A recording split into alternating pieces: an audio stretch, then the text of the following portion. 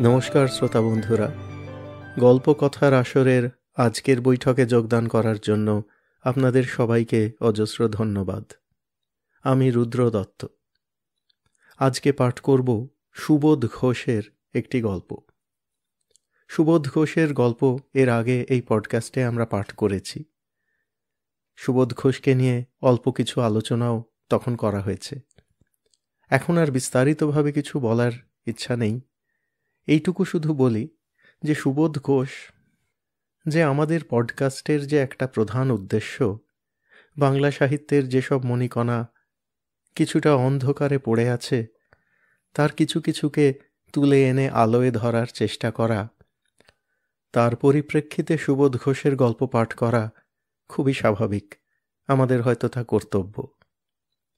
তাঁর জীবৎকালে সুবোধ ঘোষ তাঁর নিজের সময়ের এবং অব্যবহৃত পরবর্তী সময়ের বাংলা সাহিত্যের লেখক লেখিকাদের কাছ থেকে শুধু ভালো লাগা নয়, যে পরিমাণ শ্রদ্ধা এবং সম্মান অর্জন করেছিলেন, আজকে তার স্মৃতি বাঙালি পাঠকের কাছে যেন অনেকটাই ক্ষীণ হয়ে এসেছে।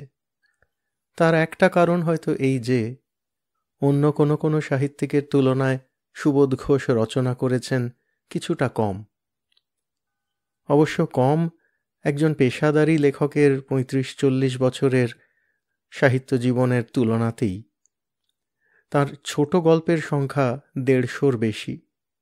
ভারত প্রেম কথা নামে একটি গল্প পরম্পরায় আরও ২০টি, কিংবদন্তির দেশে নামক ঐতিহাসিক পরম্পরায় ৩০-৩১টি, এছাড়া ছোটদের গল্প, জীবজগৎ, পশু পাখি, অরণ্য নিয়ে লেখা আরও হয়তো ২৫-৩০টি। এই সঙ্গে ৩০টি উপন্যাস। তার কিছু কিছু উপন্যাস কিছুটা ছোটোর দিকেই, উপন্যাসোপম বড় গল্প বললেও যাকে ভুল হয় না। কিন্তু তাও প্রায় ৩০টি উপন্যাস এবং প্রায় ২৫০টি গল্প, খুব কম কি বলা যায়?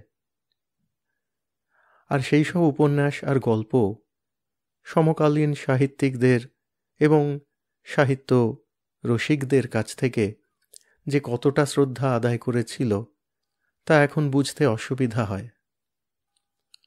নাথ পাবলিশিং প্রকাশকদের প্রকাশিত সুবোধ ঘোষ রচনা সমগ্রের ভূমিকা থেকে যা লিখেছিলেন সম্পাদকদ্বয় উত্তম ঘোষ এবং সমীর কুমার নাথ, জানতে পারি সুনীল গঙ্গোপাধ্যায়ের মতো লেখক বলেছিলেন, ছাত্র বয়সে দেশ পত্রিকা পেলেই দুজনের গল্প আগে পড়ে ফেলতাম, পরশুরাম ও সুবোধ ঘোষ।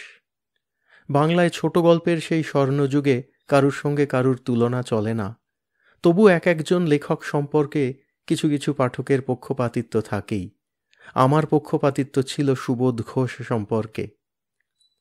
অর্থাৎ সুনীল গঙ্গোপাধ্যায়ের মতো কথাশিল্পী সুবোধ ঘোষকে এমনকি পরশুরামেরও উপরে স্থান দিয়েছেন।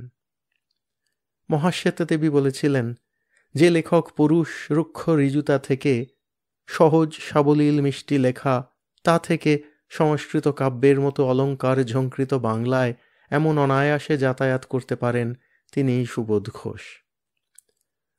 সমরেশ মজুমদার বলেছিলেন, এখনও নিজের লেখার পাশে ওঁর লেখা রেখে দেখতে পেলেই লজ্জা পাই।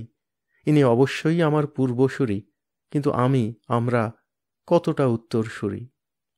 আশাপূর্ণা দেবী লিখেছিলেন, তিনি এলেন, দিলেন, জয় করলেন। এই উক্তিগুলির থেকেই আমরা বুঝতে পারি সুবোধ ঘোষের রচনা পাঠ করার জন্য সেই সময়কার সাহিত্যিকরা, সেই সময়কার সাহিত্য রসিকরা কতটা উদ্গ্রীব হয়ে থাকতেন, যাতে ৩০টি উপন্যাস এবং ২৫০ গল্পও যথেষ্ট মনে হতো না। প্রখ্যাত সাহিত্যিক শঙ্কর অর্থাৎ মণিশঙ্কর মুখোপাধ্যায় লিখেছিলেন, ৪০ দশকের যে বিস্ময় সৃষ্টির মধ্যে সাহিত্য গগনে তাঁর উদয়, তার রেশ কিছুটা কেটেছে, কিন্তু বিপুল পাঠক সমাজের কৌতূহলের অভাব নেই। সকলের মুখে তখন এক প্রশ্ন, তিনি আরও বেশি লেখেন না কেন? সুবোধ ঘোষ তার উত্তর দিতেন না, কিন্তু সাহিত্যকর্মের সঙ্গে যাঁরা কিছুটা যুক্ত তাঁরা সহজেই বুঝতে পারতেন সুবোধ ঘোষ যে ধরনের গল্প লেখেন তা বেশি লেখা যায় না। প্রতিটা গল্পের পেছনে থাকে গভীর চিন্তার অদৃশ্য ভিত্তিভূমি। এহেন সুবোধ ঘোষের সাহিত্যে প্রথম আবির্ভাবও চোখ ধাঁধানো। সুবোধ ঘোষের প্রথম গল্পটি হল অযান্ত্রিক, যা পাঠ করলে বিশ্বাস করতে অসুবিধা হয় যে এটি কোনো নতুন লেখকের কাঁচা হাতের একদম প্রথম সৃষ্টি। আজকে সেই গল্পটিই পাঠ করব। এই গল্পটিতে সুবোধ ঘোষ যন্ত্রযুগে মানুষের স্থান এবং যন্ত্রযুগের পরিপ্রেক্ষিতে মানুষের মানবিকতা, মানুষের স্নেহ মমতা, ভালোবাসার সহজাত প্রবৃত্তি কী রূপ নিতে পারে তারই অনুসন্ধান করেছেন বোধহয়। কিছু লেখক, কিছু শিল্পী তাঁদের প্রথম কয়েকটি সৃষ্টির মধ্যে দিয়ে আস্তে আস্তে ফুটে ওঠেন, আবার কেউ কেউ প্রথম প্রকাশেই ফেটে পড়েন। পরশুরাম যেরকম শ্রী শ্রী সিদ্ধেশ্বরী লিমিটেড এবং গড্ডলিকার অন্য গল্পগুলির মধ্যে দিয়ে প্রথমেই ফেটে পড়েছিলেন, সুবোধ ঘোষ তেমনি। আর একটি কথা বলে নিই, অনেকেই জানেন এই গল্পটি থেকে প্রখ্যাত চিত্র পরিচালক ঋত্বিক ঘটক একটি সার্থক চলচ্চিত্র নির্মাণ করেছিলেন, যা এখনও দর্শককে মুগ্ধ করতে পারে। আর বেশি কথা না বাড়িয়ে আরম্ভ করছি আজকের পাঠ। সুবোধ ঘোষের প্রথম রচনা অযান্ত্রিক।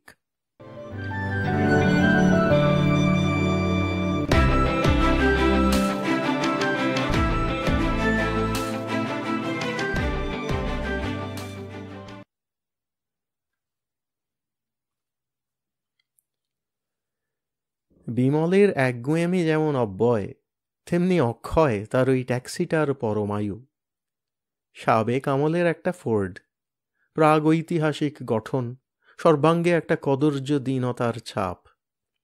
যে নেহাত দায়ে পড়েছে বা জীবনে দেখেনি, সে ছাড়া আর কেউ ভুলেও বিমলের ট্যাক্সির ছায়া মাড়ায় না।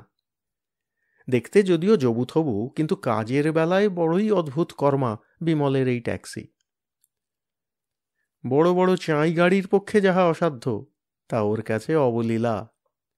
এই দুর্গম অভ্রখনি অঞ্চলের ভাঙাচোরা ভয়াবহ জঙ্গলি পথে ঘোর বর্ষার রাত্রে যখনই ভাড়া নিয়ে ছুটতে সব গাড়ি নারাজ, তখন সেখানে অকুত ভয়ে এগিয়ে যেতে পারে শুধু বিমলের এই পরম প্রবীণ ট্যাক্সিটি। তাই সবাই যখন জবাব দিয়ে সরে পড়ে, একমাত্র তখনই শুধু গরজের খাতিরে আসে তার ডাক, তার আগে নয়। ট্যাক্সি স্ট্যান্ডে সারি সারি জমকালো তরুণ নিউ মডেলের মধ্যে বিমলের বুড়ো ফোর্ড দাঁড়িয়ে দাঁড়িয়ে ঝিমোয়, জটায়ুর মতো তার জরাভার নিয়ে। বাস্তবিক বড় দৃষ্টিকটু। তালিমারা হুড, সামনের আশিটা ভাঙা, তোবড়ানো বনেট, কালি ঝুলি মাখা পর্দা আর 4টে চাকার টায়ার পটি লাগানো, সে এক অপূর্ব শ্রী। পাদানিতে পা দিলে মাড়ানো কুকুরের মতো ক্যাঁচ করে আর্তনাদ করে ওঠে। মোটা তেলের ছাপ লেগে সিটগুলি এত কলঙ্কিত যে সুবেশ কোনো ভদ্রলোককে পায়ে ধরে সাধলেও তাতে বসতে রাজি হবে না। দরজাগুলো বন্ধ করতে বেশ বেগ পেতে হয়, আর যদিও বন্ধ হলো তো তাকে খোলা হয়ে ওঠে দুঃসাধ্য। সিটের উপর বসলেই উপবেশকের মাথায় আর মুখে এসে লাগবে ওপরের দড়িতে ঝোলানো বিমলের গামছা, নোংরা গোটা 2 গেঞ্জি আর তেলচিটে আলোয়ান। বিমলের গাড়ির দুরায়ত ভৈরব হর্ষ শোনামাত্র প্রত্যেকটি রিক্সা সভয়ে রাস্তার শেষ কিনারায় সরে যায়। অতি দুঃসাহসী সাইকেলওয়ালারও বিমলের ধাবমান গাড়ির পাশ কাটিয়ে যেতে বুক কাঁপে। রাত্রির অন্ধকারে একবার দেখা যায় দূর থেকে যেন একটা এক চক্ষু দানব অট্ট শব্দে হাহা করে তেড়ে আসছে। বুঝতে হবে ওইটি বিমলের গাড়ি। হেডলাইটের আলো নির্বাণ প্রাপ্ত, আলগা আলগা শরীরের গাঁটগুলো যে কোনো সময় বিস্ফোরকের মতো শতধা হয়ে ছিটকে পড়তে পারে। সবচেয়ে বেশি ধুলো ওড়াবে, পথের মোষ খ্যাপাবে আর কান ফাটা আওয়াজ করবে বিমলের গাড়ি। তবু কিছু বলবার জো নেই বিমলকে। চটাং চটাং মুখের উপর 2 কথা উল্টে শুনিয়ে দেবে। মশাই বুঝি কোনো নোংরা কম্ম করেন না, চেঁচান না, দৌড়ন না। যত দোষ করেছে বুঝি আমার গাড়িটা।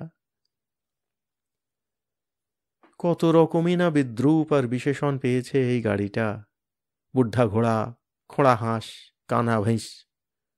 কিন্তু বিমলের কাছ থেকে একটা আদুরে নাম পেয়েছে এই গাড়ি, জগদ্দল। এই নামেই বিমল তাকে ডাকে। তার ব্যস্তত্রস্ত কর্মজীবনে সুদীর্ঘ 15টি বছরের সাথী এই যন্ত্র পশুটা, সেবক, বন্ধু আর অন্নদাতা। সন্দেহ হতে পারে, বিমল তো ডাকে, কিন্তু সাড়া পায় কি? এটা অন্যের পক্ষে বোঝা কঠিন। কিন্তু বিমল জগদ্দলের প্রতিটি সাধ, আহ্লাদ, অভিমান এক পলকে বুঝে নিতে পারে। ভারী তেষ্টা পেয়েছে না রে জগদ্দল, তাই হাঁসফাঁস করছিস? দাঁড়া বাবা দাঁড়া। জগদ্দলকে রাস্তার পাশে একটা বড় বট গাছের ছায়ায় থামিয়ে বিমল কুঁয়ো থেকে বালতি করে ঠান্ডা জল আনে, রেডিয়েটরের মুখে ঢেলে দেয় বিমল। বক বক করে 4-5 বালতি জল খেয়ে জগদ্দল শান্ত হয়, আবার চলতে থাকে। এ ট্যাক্সির মালিক ও চালক বিমল স্বয়ং, আজ নয়, একটানা 15 বছর ধরে। স্ট্যান্ডের এক কোণে তার সব দৈন্য আর জরাভার নিয়ে যাত্রীর অপেক্ষায় দাঁড়িয়ে থাকে বুড়ো জগদ্দল। পাশে হাল মডেলের গাড়িটার সুমসৃণ ছাই রঙা বনেটের ওপর গা এলিয়ে বসে পিয়ারা সিং বিমলকে টিটকারি দিয়ে কথা বলে। আর কেন এ বিমল বাবু, এবার তোমার বুড়িকে পেনশন দাও। তারপরে তোমার মতো একটা চটকদার হাল মডেল বেশ্যে রাখি, বিমল শটান উত্তর দেয়। পিয়ারা সিং আর কিছু বলা বাহুল্য মনে করে, কারণ বললেই বিমল রেগে যাবে, আর তার রাগ বড় বুনো ধরনের।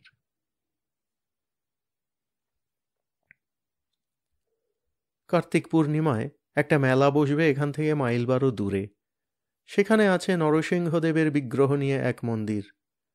ট্যাক্সি স্ট্যান্ডে যাত্রীর ভিড়। চটপট ট্যাক্সিগুলো যাত্রী ভরে নিয়ে হুস হুস করে বেরিয়ে গেল। শূন্য স্ট্যান্ডে একা পড়ে থেকে শুধু ধুঁকতে লাগলো বুড়ো জগদ্দল। কে আসবে তার কাছে, যার ওই প্রাগৈতিহাসিক গঠন আর পৌরাণিক সাজসজ্জা?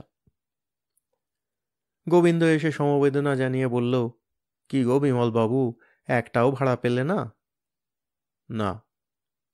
তবে? তবে আর কি, এর শোধ তুলব সন্ধে, ডবল ওভারলোড নেব যা থাকে কপালে। ও করে আর কদিন কারবার চলবে? বরং এইবার আর দেরি না করে জগদ্দলকে এক্সচেঞ্জে দিয়ে ঝরিয়া থেকে আনিয়ে নাও মগনলালের গাড়িটা, তোফা 6 সিলিন্ডার সিডান সত্যি। আরে যেতে দাও, কে অত ঝঞ্ঝাট করে বলো? এটা হলো ঝঞ্ঝাট? আর নিত্যি এই লুকিয়ে পাকিয়ে ওভারলোড নেবার হয়রানি, সেটা ঝঞ্ঝাট নয়? না ভাই, যেতে দাও ওসব কথা, নাও বিড়ি খাও। গোবিন্দ চুপ করে গেল। জগদ্দলের প্রসঙ্গ পরের মুখে আলোচনা বিমল কোনোদিনই বরদাস্ত করে না। চেপে যাওয়াই ভালো, নইলে এখনই হয়তো একটা অপভাষা ব্যবহার করে বসবে। বাজে কথায় মন না দিয়ে বিমলও ক্যানেস্তারা ভরে জল নিয়ে এলো। পিচকারি দিয়ে বুড়ো জগদ্দলের ধুলো কাদা ধুতে লেগে গেল। হামা দিয়ে গাড়িটার তলায় ঢুকে চিত হয়ে শুয়ে পিচকারির জল ছড়ায়। খুঁটিয়ে খুঁটিয়ে দেখে টাই রডের গলায় গোবরের দাগটা গেল কি না। ডিফারেন্সিয়ালের বত্তুল পেটটা নেতা দিয়ে ঘষে ঘষে চকচকে করে ফেলে। আবার দাঁড়িয়ে দাঁড়িয়ে দেখে, আহ, হুডটা বেজায় পুরনো, 2 জায়গায় ফেটে মস্ত বড় 2টো ফাঁক হাঁ করে আছে।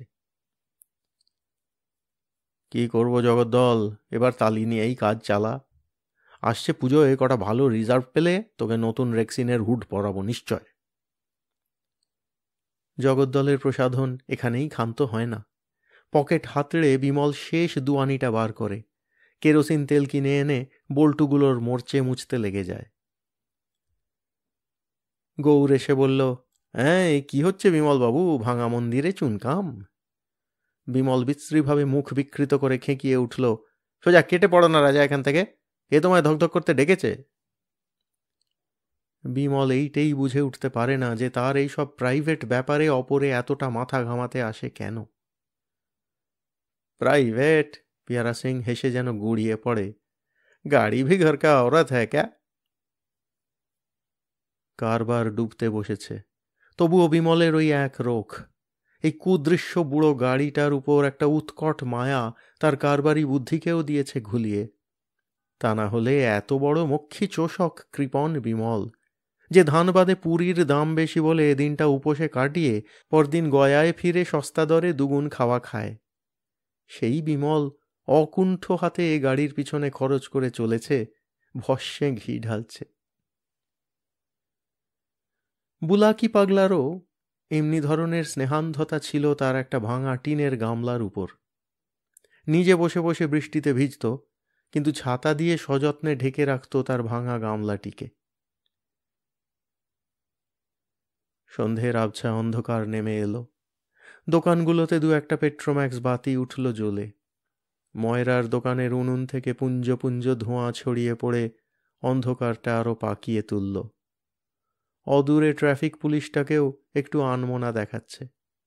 পোঁটলা পোঁটলি নিয়ে একদল চাষি গেরস্থ আসছে এই দিকে, দূর দেহাতের যাত্রী সব। এই তো শুভ লগ্ন। বিমল হাঁকল, গলা নয় তো চোঙ বিশেষ। চালাও চালাও, Ramgarh, Ranchi, Naisarai, Majudganj, Chitrapur, Jhalda, concession rate, concession. আগন্তুক যাত্রী দলের কানের ভিতর দিয়ে মরমে পৌঁছালো এ ডাক, কনসেশন রেট। কিন্তু সংখ্যায় 14 জন। বুড়ো জগদ্দলের উদর গহ্বরে দুজনের স্থানে ঠেসে দিল 14 জনকে। হুবহু ক্যাঙ্গারুর পেটে কার সাধ্য বোঝে বাইরে থেকে কটি জীব সেখানে প্রচ্ছন্ন। ক্ষিপ্র হাতে ঘুরিয়ে দিল স্টার্টিং হ্যান্ডেল। মাত্র 2-3 পাক। মত্ত সিংহের মতো বুড়ো জগদ্দল গর্জে উঠল। পানের দোকানে লাল জলের বোতলগুলো কেঁপে উঠল ঠুং ঠুং করে। হর্নের বিলাপে বাজার মাত করে এক টুকরো কালবৈশাখীর মতো জগদ্দল স্ট্যান্ড ছেড়ে ডাইনের সড়ক ধরে উধাও হয়ে গেল। হ্যাঁ, একখানা গাড়ি গেল বটে। পানওয়ালা বলল, আজও এক চিজ হ্যায় বিমল বাবু কা ট্যাক্সি। এই হলো বিমলের নিত্যদিনের সংক্ষিপ্ত কর্মসূচি। জগদ্দলের বিরুদ্ধে সমস্ত দুনিয়াটা ষড়যন্ত্র করছে, এই রকম একটা সংশয় বিমলের মনে দৃঢ় মূল হয়ে গেছে। দেখে আর আশ্চর্য হয়, উড়ন্ত চিলগুলোও বেছে ঠিক জগদ্দলের মাথার উপর মলত্যাগ করে। পথচারী লোকেরা পান খেয়ে হাতের চুনটি নিঃসংকোচে জগদ্দলের গায়েই মুছে দিয়ে সরে পড়ে। স্ট্যান্ডে আরও তো ভালো মন্দ 27টা গাড়ি রয়েছে, তাদের তো কেউ এতটা অশ্রদ্ধা করতে সাহস করে না। জগদ্দলই বা কার পাকা ধানে এমন মই দিল? জগদ্দল, বিমল আস্তে আস্তে ডাকে। স্নেহে দ্রব হয়ে আসে তার কণ্ঠস্বর। তার সকল মমতা রক্ষা কবচের মতো জগদ্দলকে যেন এই সমবেত অভিশাপ আর নিত্য গঞ্জনা থেকে আড়াল করে রাখতে চায়। কুছ পরোয়া নেই জগদ্দল, আমি আর তুই আছি। একটা সুদর্পিত চ্যালেঞ্জ ঘোষণা করে বিমল বেপরোয়াভাবে। বিড়িতে জোরে জোরে টান দিয়ে যেন প্রতি সংগ্রামের জন্য প্রস্তুত হয়ে নেয়। ঝড় ঝঞ্ঝানিয়ে এক আধটা দুর্দিনও আসে, আকস্মিক আধি ব্যাধি মেরামতো থাকে, তাই প্রত্যেক গাড়ি এক আধবার কামাই দিতে বাধ্য। কিন্তু জগদ্দলের উপস্থিতি ছিল সূর্যোদয়ের চেয়েও নিয়মিত ও নিশ্চিত। সমব্যবসায়ী ট্যাক্সি চালক মহলে এও একটা ঈর্ষার কারণ হতে পারে, অন্ততপক্ষে বিমলের তাই বিশ্বাস। একটা খুনখুনে বুড়ো যদি দিনের পর দিন অনায়াস লাফ ঝাঁপ ডন কুস্তি মেরে বেড়ায়, কোন জোয়ান না তাকে হিংসে করে। জগদ্দলকে নিয়ে এই সহেতুক গর্বে বিমল ফুলে থাকত সর্বদা। জগদ্দল তার গত 15 বছরের বিলাস ব্যসনে দুর্দিনে নিত্য সহচর, একাগ্র সেবায় তাকে পরিপুষ্ট করে এসেছে। দেব নরসিংহের কাছে কত লোক কত বিচিত্র মানত করে, কত রূপং দেহি যশো দেহি। বিমল 2 পয়সার ফুল বাতাসা নরসিংহের পায়ের কাছে রাখে, মনে মনে ধ্বনিত হয় একান্ত প্রার্থনা, সামান্য একটু দাবি, হে বাবা, জগদ্দল যেন বিকল না হয়, এ বয়সে আর আমায় সঙ্গীহীন করো না বাবা দোহাই। লোকটাও একটা যন্ত্র, বেঙ্গলি ক্লাবে আলোচনা হয়, নইলে 15 বছর ধরে অহর্নিশি মোটর ধ্যান, এ মানুষের সাধ্য নয়। বিমল নিজেই বলে, পোড়া পেট্রোলের গন্ধে ওর কেমন বেশ একটু মিঠে মিঠে নেশা লাগে। আমিও যন্ত্র, বেঙ্গলি ক্লাব বলেছে ভালো। বিমল খুশি হয়ে মনে মনে হাসে। কিন্তু জগদ্দলও যে মানুষের মতো, এ তত্ত্ব বেঙ্গলি ক্লাব বোঝে না, এইটাই যা দুঃখ। এই কম্পিটিশনের বাজারে এই বুড়ো জগদ্দলই তো দিন গেলে নিদেন 2টি টাকা তার হাতে তুলে দিচ্ছে। আর তেল খায় কত কম, গ্যালনে সোজা 22টি মাইল দৌড়ে যায়। বিমল গরিব, জগদ্দল যেন এটুকু বোঝে। আরবি ঘোড়ার মতো প্রমত্ত বেগে জগদ্দল ছুটে চলেছে রাঁচির পথে। সাবাস তার দম, দৌড় আর লোড টানার শক্তি। কম্পমান স্টিয়ারিং হুইলটাকে দুহাতে আঁকড়ে বুক ঠেকিয়ে বিমল ধরে রয়েছে। অনুভব করছে দুশ্শীল জগদ্দলের প্রাণস্ফূর্তির শিহর। কনকনে মাঘী হাওয়া ইস্পাতের ফলার মতো চামড়া চেঁচে চলে যাচ্ছে। মাথায় জড়ানো কমফোর্টারটা 2 কানের ওপর টেনে নামিয়ে দিল। বিমলের বয়স হয়েছে, আজকাল ঠান্ডা ফান্ডা সহজে কাবু করে দেয়। সম্মুখে পড়ল একটা পাহাড়ি ঘাট। এই সুবিসর্পিত চড়াইটা জগদ্দল রুষ্ট চিতাবাঘের মতো একদমে গোঁ গোঁ করে কতবার পার হয়ে গেছে। সেদিনও অভ্যস্ত বিশ্বাসে ঘাটের কাছে এসে বিমল চাপল অ্যাক্সিলারেটর পুরো চাপ। জগদ্দল 50 গজ এগিয়ে খং খং করে কোঁকিয়ে উঠল, যেন তার বুকের ভেতর কটা হাড় সরে গিয়েছে। উৎকর্ণ হয়ে বিমল শুনল সে আওয়াজ। না, ভুল নয়, সেরেছে আজ জগদ্দল, পিস্টন ভেঙে গেছে। কদিন পরে মাঝপথে এমনি আকস্মিকভাবে বেয়ারিং গলে গিয়ে একটা বড় রিজার্ভ নষ্ট হয়ে গেল। তারপর একটা না একটা উপসর্গ লেগেই রইল। এটা দূর হয় তো ওটা আসে। আজ ফ্যান বেল্ট ছেড়ে, কাল কার্বুরেটারে তেল পার হয় না, পরশু প্লাগগুলো অচল হয়ে পড়ে, শর্ট সার্কিট হয়। এত বড় বিশ্বাসের পাহাড়টা শেষে বুঝি টলে উঠল। বিমল কদিন থেকে অস্বাভাবিক রকমের বিমর্ষ, এদিক সেদিক ছোটাছুটি করে বেড়ায়। জগদ্দলেরও নিয়ম ভঙ্গ হয়েছে, স্ট্যান্ডে আসা বাদ পড়ছে মাঝে মাঝে। উৎকণ্ঠায় বিমলের বুক দূর দূর করে। তবে কি শেষে সত্যই জগদ্দল ছুটি নেবে? না, আমি আছি জগদ্দল, তোকে সারিয়ে টেনে তুলবই, ভয় নেই, মোটর বিশারদ পাকা মিস্ত্রি বিমল প্রতিজ্ঞা করল। কলকাতায় অর্ডার দিয়ে আনালো প্রত্যেকটি জেনুইন কলকবজা। নতুন ব্যাটারি, ডিস্ট্রিবিউটর, অ্যাক্সেল, পিস্টন সব আনিয়ে ফেলল। অকৃপণ হাতে শুরু হলো খরচ। প্রয়োজন বুঝলে রাতারাতি তার করে জিনিস আনায়। রাত জেগে খুটখাট মেরামত, পার্টস বদল আর তেল জল চলছে। জগদ্দলকে রোগে ধরেছে, বিমল প্রায় ক্ষেপে উঠল। অর্থাভাব বেঁচে ফেলল ঘড়ি, বাসনপত্র, তক্তপোষ্টা পর্যন্ত। সর্বস্ব তো গেল, যাক। 15 বছরের বন্ধু জগদ্দল এবার খুশি হবে, সেরে উঠবে। খুব করা গেছে, যা হোক। এবার নতুন হুড, রং আর বার্নিশ পড়লে একখানি বাহার খুলবে বটে।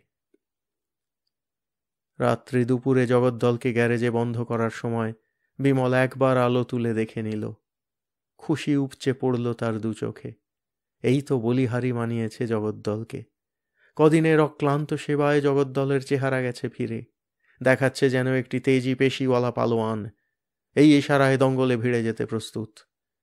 হাত মুখ ধুয়ে শুয়ে পড়ল বিমল। বড় পরিশ্রমের চোট গেছে কদিন, কিন্তু কি আরামই না লাগছে ভাবতে। জগদ্দল সেরে উঠেছে। কাল সকালে সগর্জনে নতুন হর্নের শব্দে সচকিত করে জগদ্দলকে নিয়ে যখন স্ট্যান্ডে গিয়ে দাঁড়াবে, বিস্ময় হতবাক হবে সব, আবার জ্বলবে হিংসেতে। হঠাৎ বিমলের ঘুম ভেঙে গেল। শেষ রাত্রি, তবু নিরেট অন্ধকার। ঝুপঝুপ করে বৃষ্টি পড়ছে। ধড়ফড় করে উঠে বসল বিমল। জগদ্দল ভিজছে না তো? গ্যারেজের টিনের ছাদটা যা পুরনো, কত ফুটো ফাটাল আছে কে জানে। কোন ফাঁকে ইঞ্জিনে জল ঢুকলে হয়েছে আর কি, বডির নতুন পালিশটাকেও স্রেফ ঘা করে দেবে। হ্যারিকেনটা জ্বালিয়ে নিয়ে গ্যারেজে ঢুকে প্রায় চেঁচিয়ে উঠল, আরে হায় হায়!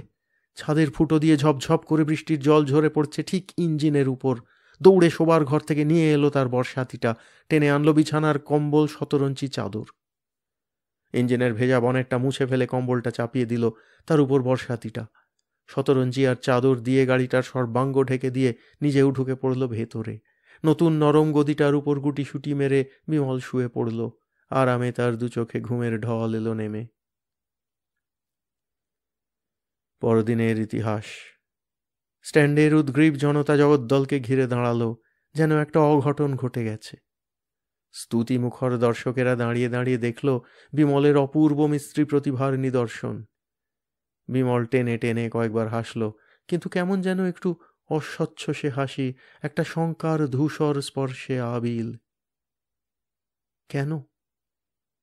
বিমলের মন গেছে ভেঙে। জগদ্দল চলছে সত্যি, কিন্তু কই সেই স্টার্ট মাত্র শক্তির উচ্চকিত পুকার, সেই দর্পিত রেশাধ্বনি আর দুরন্ত বনহরিণের গতি। শহর থেকে দূরে একটা মাঠের ধারে গিয়ে বিমল বেশ করে জগদ্দলকে পরীক্ষা করে দেখল। চল বাবা জগদ্দল, একবার পক্ষীরাজের মতো ছাড় তো পাখা। Chapel accelerator. না, বৃথা, জগদ্দল অসমর্থ। ফার্স্ট, সেকেন্ড, থার্ড প্রত্যেকটি গিয়ার পর পর পাল্টে টান দিল। শেষে রাগ চড়ে গেল মাথায়। চল, নইলে মারব লাথি। অক্ষম বৃদ্ধের মতো জগদ্দল হাঁপিয়ে হাঁপিয়ে খানিক দূর দৌড়ল। আদর বোঝে না, কথা বোঝে না, শালা লোহার বাচ্চা, নির্জীব ভূত। বিমল সত্যি সত্যি ক্লাচের উপর সজোরে দুটো লাথি মেরে বসল। বিমলের রাগ ক্রমশ বাড়ছে, সেই বুনো রাগ। আজ শেষ জবাব জেনে নেবে সে। জগদ্দল থাকতে চায় না যেতে চায়। অনেক তো আজ করেছে সে, আর নয়। রাগে মাথাটা খারাপই হয়ে গেল বোধ হয়। বিমল ঠেলে ঠেলে প্রকাণ্ড 7-8টা পাথর নিয়ে এলো। ঘামে ভিজে ঢোল হয়ে গেল তার খাকি কামিজ। এক এক করে সব পাথরগুলো গাড়িতে দিল তুলে। একেই বলে লোড। চল। জগদ্দল চলল। গাঁটে গাঁটে আর্তনাদে বেজে উঠল ক্যাঁচ ক্যাঁচ করে। অসমর্থ, আর পারবে না জগদ্দল এ ভার বইতে। এইবার বিমল নিশ্চিত, জগদ্দলকে জমে ধরেছে, এ সত্যে আর সন্দেহ নেই। এত কড়াকল যে জগদ্দলের, তাতেও ঘুণ ধরল আজ। কৃতান্তের কীট আর রক্ষে নেই, এইবার দিন ফুরিয়ে সন্ধ্যা নামবে। শেষ কড়ি খরচ করেও রইল না জগদ্দল। আমি শুধু রইনু বাকি, পরিশ্রান্ত বিমল মনে মনে যেন বলে উঠল। কিন্তু আমারও তো হয়ে এসেছে। চুলে পাক ধরেছে, রগগুলো জোঁকের মতো গা ছেড়ে ফেলেছে সব। জগদ্দল আগেই যাবে মনে হচ্ছে, তারপর আমার পালা। যা জগদ্দল, ভালো মনেই বিদায় দিলাম। অনেক খাইয়েছিস, পরিয়েছিস, আর কত পারবি। আমার যা হবার হবে। যা কোনো দিন হয়নি তাই হলো। ইস্পাতের গুলির মতোই শুকনো ঠান্ডা বিমলের চোখে দেখা দিল 2 ফোঁটা জল। ফিরে এসে বিমল জগদ্দলকে গ্যারেজের বাইরে বেলতলায় দাঁড় করিয়ে নেমে পড়ল। পেছন ফিরে আর তাকালো না। সোজা গিয়ে উঠোনে বসে পড়ল। সামনে রাখল 2 বোতল তেজালো মহুয়া। একটি চুমুক সবে দিয়েছে, শোনা গেল কে ডাকছে, বিমলবাবু আছে? গোবিন্দের গলা। গোবিন্দ এলো, সঙ্গে একজন মারোয়াড়ি ভদ্রলোক। আদাব বাবুজি। আদাব। কোন গাড়ির এজেন্ট আপনি? বিমল প্রশ্ন করল। গোবিন্দ পরিচয় করিয়ে দিয়ে বলল, গাড়ির এজেন্ট নন উনি, পুরনো লোহা কিনতে এসেছেন কলকাতা থেকে। তোমার তো গাদাখানেক ভাঙা অ্যাক্সেল রিম টিম জমে আছে, দর বুঝে ছেড়ে দাও এবার। বিমল খানিকক্ষণ নিষ্পলক চোখে তাকিয়ে রইল দুজনের দিকে। ভবিতব্যের ছায়ামূর্তি তার পরম ক্ষুধার দাবি নিয়ে ভিক্ষা ভাণ্ডটি প্রসারিত করে আজ দাঁড়িয়েছে সম্মুখে। এমনিতে ফিরবে না সে, শ্রেষ্ঠ ভিক্ষা চাই। বিমল ব্যাপারটা বুঝল। হ্যাঁ আছে, পুরনো লোহা অনেক আছে। কত দর দিচ্ছেন? 14 আনা মন বাবুজি, মারওয়াড়ির ব্যগ্র জবাব এলো। লড়াই লেগেছে, এই তো মৌকা, ঝেড়ে পুছে সব দিয়ে ফেলুন বাবুজি। হ্যাঁ সব দেবো, আমার ওই গাড়িটাও, ওটা একেবারে অকেজো হয়ে গেছে। হতভম্ব গোবিন্দ শুধু বলল, সে কি গো বিমল বাবু? নেশা ভাঙল এক ঘুমের পর। তখনও রাত। বিমল আর 1 বোতল পার করে শুয়ে পড়ল। ভোর হয়ে এসেছে। থেকে থেকে ঘুম ভেঙে যাচ্ছে বিমলের। বাইরের জাগ্রত পৃথিবীর সমস্ত কোলাহল উপচে একটি শুধু শব্দ বিমলের কানে এসে আছড়ে পড়ছে, ঠং ঠং ঠকাং ঠকাং। মারওয়াড়ির লোকজন ভোরে এসেই বিমলের গাড়ি টুকরো টুকরো করে খুলে ফেলছে। শোক আর নেশা। জগদ্দলের পাঁজর খুলে পড়ছে একে একে। বিমলের চৈতন্য থেকে থেকে কোন অন্তহীন নৈঃশব্দের আবর্তে যেন পাক দিয়ে নেমে যাচ্ছে অতলে, তারপরেই লঘুভার হয়ে ভেসে উঠছে ওপরে। এরই মাঝে শুনতে পাচ্ছে ঠং ঠং ঠকাং ঠকাং। জগদ্দলের সমাধি খনন চলেছে, যেন কোদাল আর শাবলের শব্দ।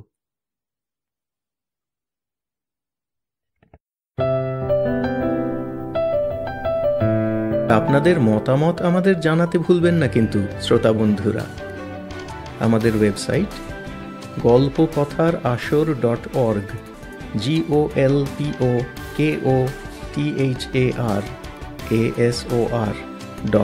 golpokothar.org।